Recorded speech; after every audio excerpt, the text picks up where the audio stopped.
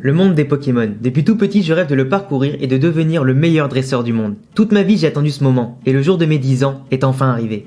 Après une énième soirée à regarder en boucle des combats Pokémon à la télé et arriver de mon premier Pokémon, je m'apprête enfin à réaliser dès demain de très grandes choses. C'est là que tout ne se passe pas comme prévu. Je me suis réveillé en retard et j'ai dû courir à travers tout le Bourg-Palette en pyjama pour aller voir le professeur Chen. Il s'agit d'un célèbre scientifique qui finira par me donner mon premier Pokémon afin de débuter ma carrière de dresseur.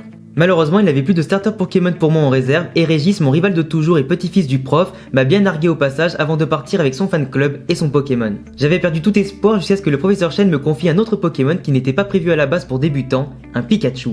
Il était tellement mignon que je ne pouvais pas résister à l'idée de l'avoir pour moi et faire sa connaissance en partant à l'aventure avec lui. Vous devinerez facilement que ce ne fut pas la joie dès le début entre nous et qu'il avait quand même un sacré caractère. Il refusait de m'obéir, de rentrer dans sa Pokéball et même de m'aider à capturer des Pokémon sauvages. J'ai d'ailleurs dû me débrouiller tout seul dans un premier temps avant que l'on ne se fasse attaquer par des Piafabec enragés qui nous ont poursuivis sur notre chemin. Pikachu était blessé mais je l'ai protégé comme je le pouvais, allant jusqu'à emprunter le vélo d'une fille rousse que j'ai croisée en route. Ce même vélo d'ailleurs qui finira carbonisé après que Pikachu ait attaqué tous les Piafabec pour me protéger.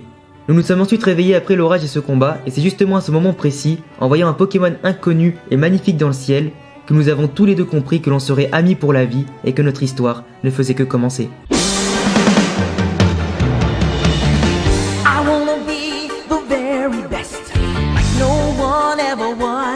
En fait, je me suis pas présenté, je m'appelle Sacha Ketchum du Bourg-Palette et je rêve de devenir maître Pokémon. Dans mon parcours, j'ai rapidement été rejoint par Ondine qui avait d'ailleurs envie que je lui rembourse un jour sa bicyclette. Après notre étape à Jadiel, nous avons traversé la forêt de Jade qui m'a permis d'en sortir avec un Roucoups et un Papillusion après quelques affrontements contre la Team Rocket et un samouraï hyper sympa au final. Argenta fut d'ailleurs le premier défi de mon parcours avec la première arène gardée par Pierre, le champion de type roche. Ces Pokémon avaient totalement l'avantage contre les miens et je ne pouvais rien y faire.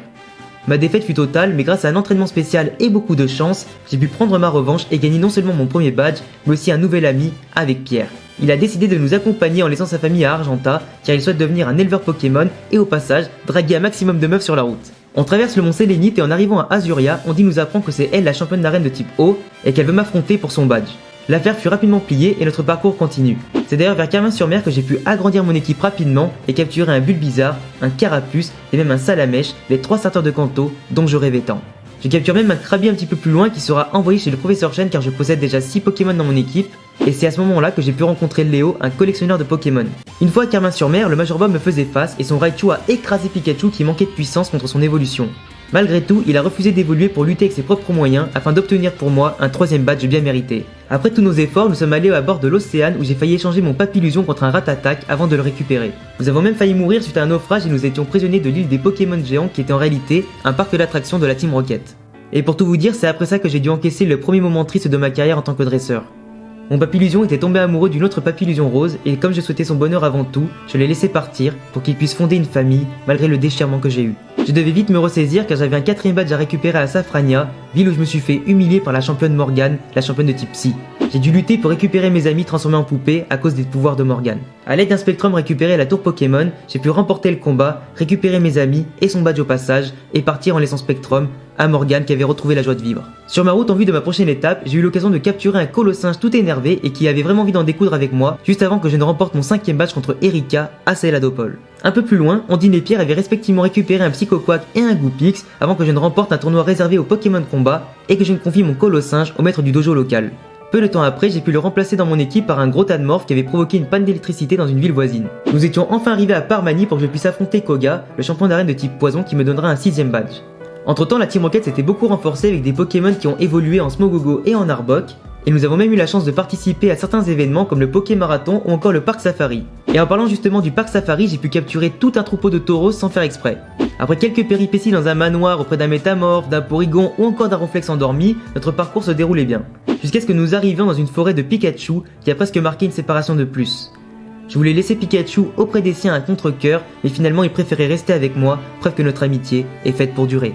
Après avoir aidé un garçon qui hésitait sur l'évolution finale de son Evoli, résolu le conflit entre 2 groupes de dresseurs à Sombreville, mais aussi écouté un rondoudou chanter, nous avons dû nous confronter à quelques problèmes un peu plus importants.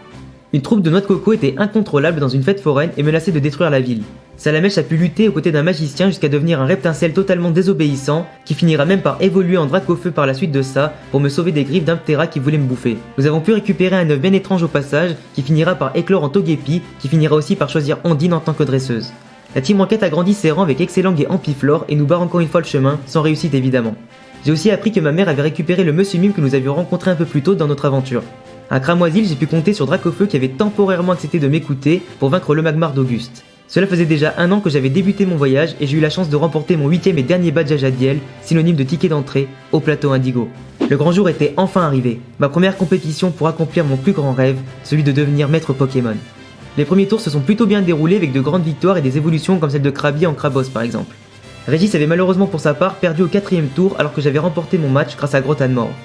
C'est après ce moment-là que j'ai rencontré Richie, un jeune dresseur débutant tout comme moi qui possédait une équipe similaire à la mienne. Nous nous sommes alliés pour récupérer tous les Pokémon volés par la Team Rocket durant la compétition. D'ailleurs le hasard fera quand même plutôt bien les choses car c'est lui que je vais affronter au prochain tour pour une place dans le top 16. Mais après un match très disputé et où j'avais clairement l'avantage à la base, Dracofeu va refuser de m'écouter et s'endormira en plein combat. Me laissant totalement impuissant et sans rien pouvoir faire, la victoire fut donnée à Richie qui perdra par la suite en finale du plateau Indigo quelques jours plus tard.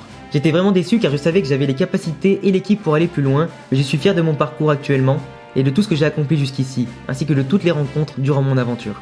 Je suis rentré au Bourg Palette pour faire la fête avec tout le monde, jusqu'à ce que la Team Rocket et Carapace de Pique Sauvage me fassent des siennes en nous attaquant, avant qu'on arrive à stopper leur plan et aussi le Rapace de Pique à l'aide de mon Roucoups qui va évoluer en Roux Carnage. C'est d'ailleurs à ce moment-là que Roux Carnage va décider de rester avec ses congénères pour protéger les alentours durant mon absence. Cette année de voyage fut totalement intense et riche en émotions, en expériences, en rencontres et en découvertes. Il ne s'agit que de la première étape de mon aventure, la première page de mon histoire, et je souhaite en découvrir encore plus.